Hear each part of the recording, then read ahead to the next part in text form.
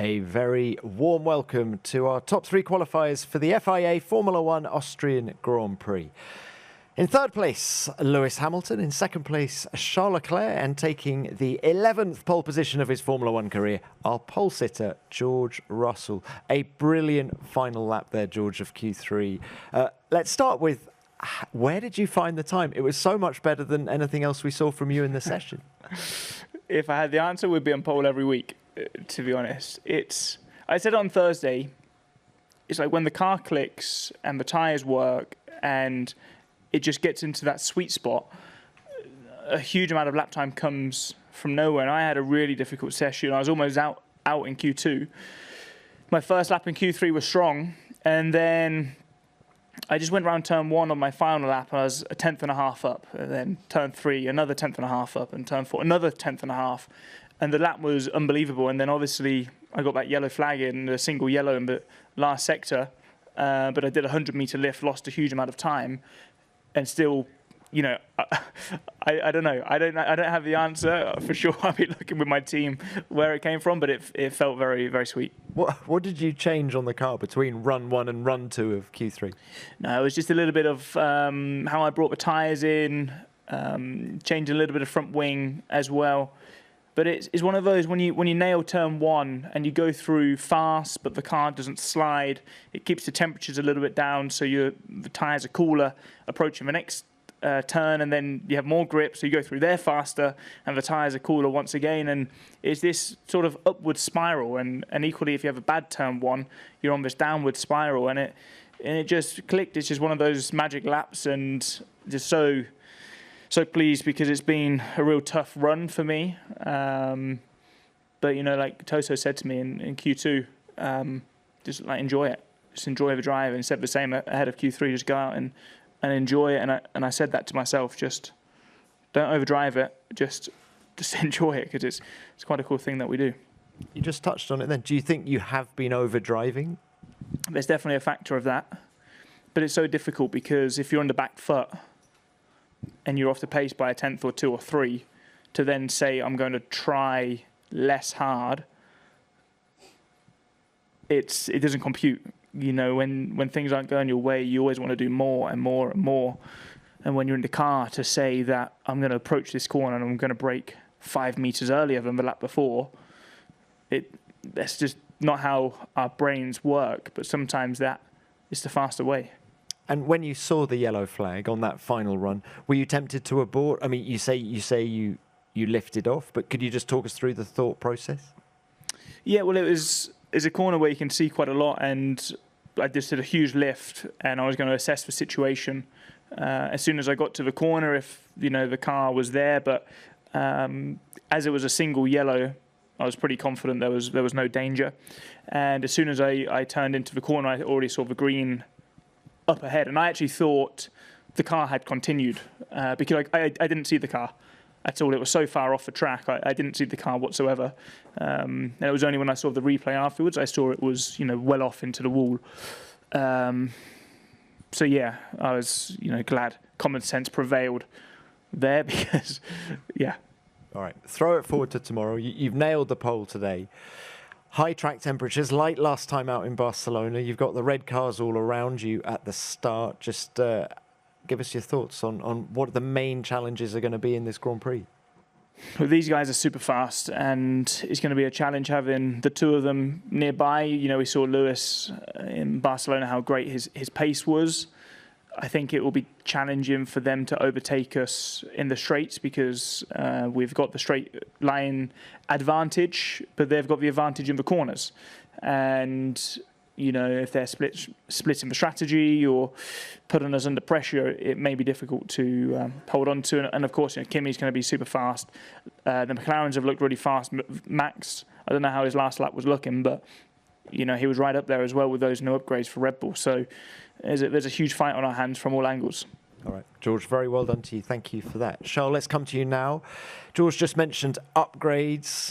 There's more on the Ferrari this weekend. Just tell us about the performance of the car in that qualifying session for you. Yeah, the car is feeling good, and I think the team is pushing like crazy at the moment, which is really nice to see. In Barcelona, we had a big package, but everybody's pushing like crazy to try and product those upgrades as quickly as possible and bring them to the track also as quickly as possible, and it's definitely paying off. So that's really good to see. My qualifying was quite tricky, honestly. The car. On braking, I was really struggling quite a lot from Q1 to the last lap in Q3. I managed to do a bit of a better lap in Q3, which I'm happy of. I thought at one point that I'll have pole, but George was just too quick. But the first line is good, especially after the last couple of races where the feeling wasn't there in Canada and Monaco. In Barcelona, unfortunately, there was the technical issue that cost us a few more points. And to be back with a bit more of a normal weekend feels good. I needed that. What was the key to your pace in Q3? Did you change anything in the way you drove, change anything in the car? Honestly, it wasn't a very special lap. It's the kind of laps where, as I said, I just wanted a clean qualifying. I just wanted a clean lap. And so when you are in this mindset, maybe you leave a little bit of margin on the table. But I don't regret it because I wouldn't have beaten George anyway. So second is the best we could do today. Okay, what about tomorrow? Second today, first tomorrow. How do you see it? I really hope so, but it's very strange because yesterday was a very tough day for the team. I think we were struggling a lot as a team, and today we did a big step forward. I did not expect, and I think as a team we did not expect to be in front of the McLarens, particularly, and close to the Mercedes. So that's a good surprise. Then for the race in itself, I think we did a step forward with the car for tomorrow. Whether this will be enough to challenge the Mercedes, I doubt so, but if there's an opportunity, I'll do everything to take it. All right, very well done to you. Thank you, Charles. Lewis, let's come to you now. If you'd had 2 runs in Q3, what do you think? Was pole possible? I don't know whether we could do the same time as those guys. They've been quick all weekend, so congrats to George.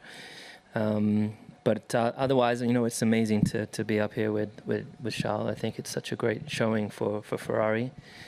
And just really, it really is a reflection of just the hard work that everyone's been putting in back at the factory. We got the new upgrade this weekend on the engine, which is a slight step forwards. And then we also brought a couple of little pieces on the car. So it's just every weekend, it's really great to see them pushing so much and just continuing to bring these pieces that you could tell they're hungry and they're pushing, which I'm really proud of.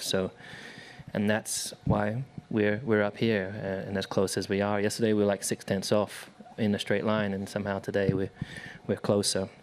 So unfortunately, the weekend had been pretty good. This morning in P3 I felt good with the laps, and then got to qualifying and struggled a little bit more with the balance, particularly on the brakes. And then Q3 made a mistake in turn 1, then turn 3, and lost that lap. That really puts you on the back foot naturally because you've got to squeeze out a lap. So given that I missed that first lap, I'm pretty happy with that. Okay, let's throw it forward to tomorrow. After everything you did in Barcelona last time out in very hot track conditions, how confident are you that you can take the win again? I think this weekend we've not been confident that we could fight for a win. These guys have been 6/10 quicker than us most of the weekend. We closed the gap overnight. 3/10, and but we still are 3/10 down today, or 2 and a bit tenths down today. So it's going to be very tough to challenge them tomorrow. But it's a long run down to turn 3.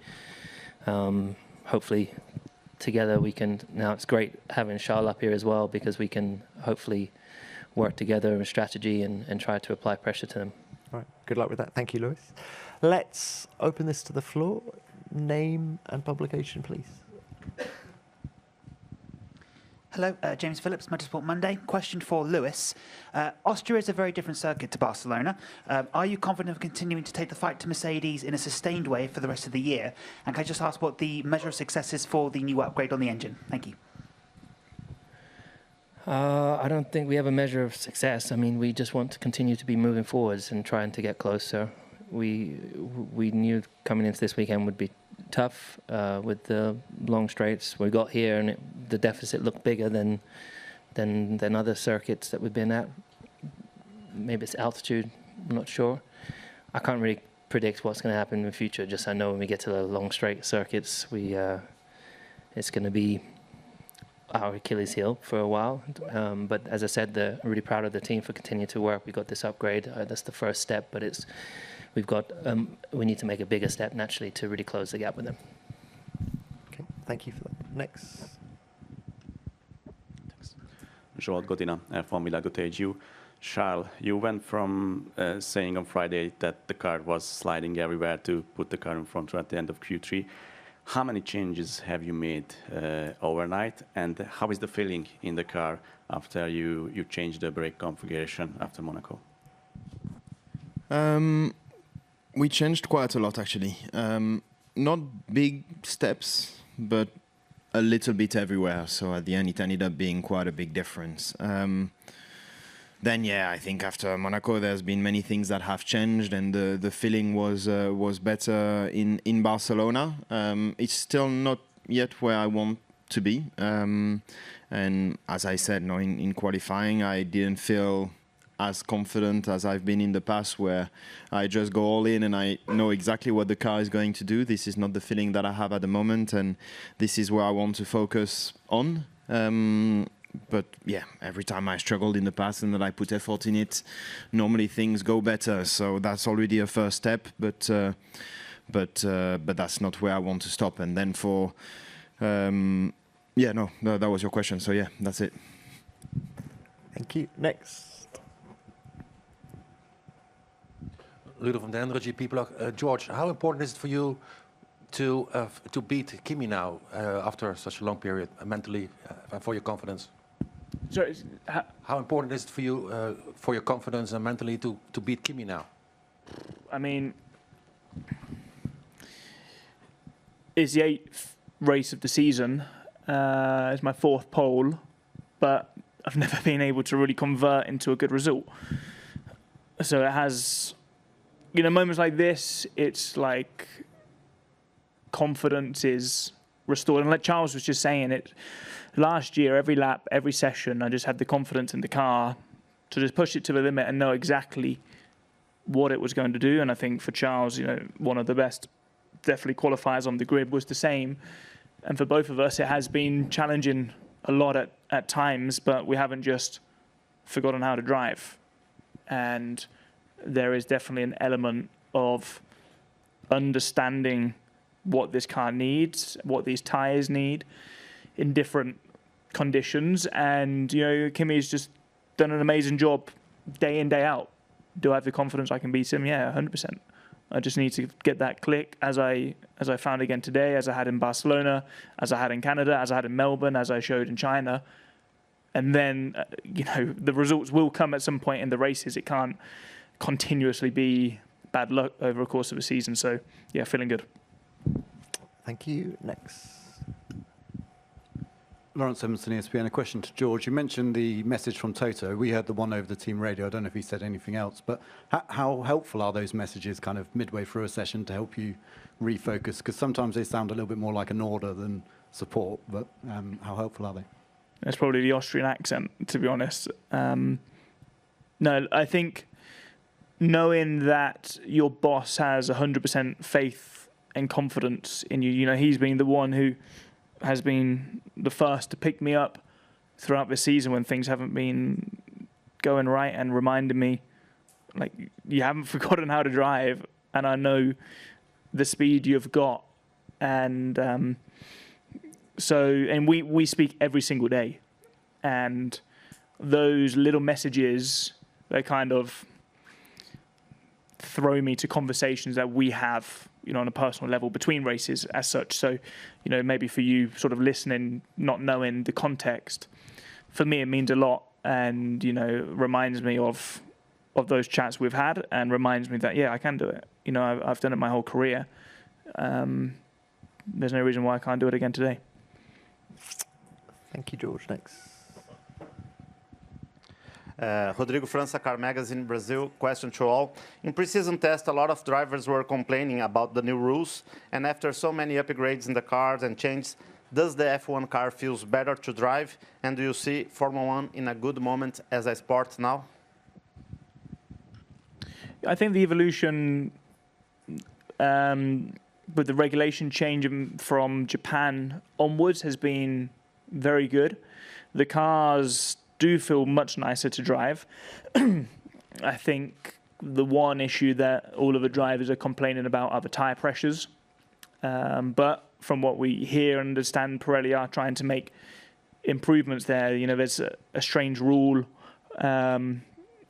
that they have to take into consideration if a team's SM fails. And then there's much more downforce on the car. And then they need to take compensation by 2 or 3 PSI for this. But you know, for all of us, it feels like you have big balloons you're driving on. And if they could make that step, I think it would be much better for the drivers, much better for racing, less overheating. We could fight even closer. I think that would be the next big step. Yeah, I mean, I don't know. If you ask me what do I prefer between this year's cars or last year's cars, I think last year's cars we could still push to these cars to the absolute limit. On some tracks, it's true what George says that it's getting better, but still you've got this energy management in mind on a track like this. By example, it was less the case in Barcelona or in Monaco, but there are still those tracks where you've got to keep that in mind, and that is a little bit less pleasure inside the car, but it's like this for now, and I'm sure things will improve. Okay, thanks all. Next. Valhernji, the race. A question to George. George, you said common sense prevailed, and apologies if this is a bit annoying because you did a clean lap, you did a legal lap, you did a pole lap, but in hindsight, and also as GPDA director, having seen the scope of the accident, in hindsight, having seen the scope of the accident, having seen that you passed through it with single yellows, are you surprised it was single yellows, especially as you weren't the car behind Verstappen immediately? And is that something to raise? As I said, I didn't even see the car because the runoff is so far. And I think in that instance, a single yellow was correct. Because as I said, a double yellow is immediate danger. You're never going, lifting 100 meters before a corner or lifting off with a single yellow. You're never going to lose control of the car. Verstappen, the only reason he was in the wall that far away is because he was attacking and lost the car. So, I think the single yellow was correct. I think I did everything right to, be very much under control. And it's a very different story to a double.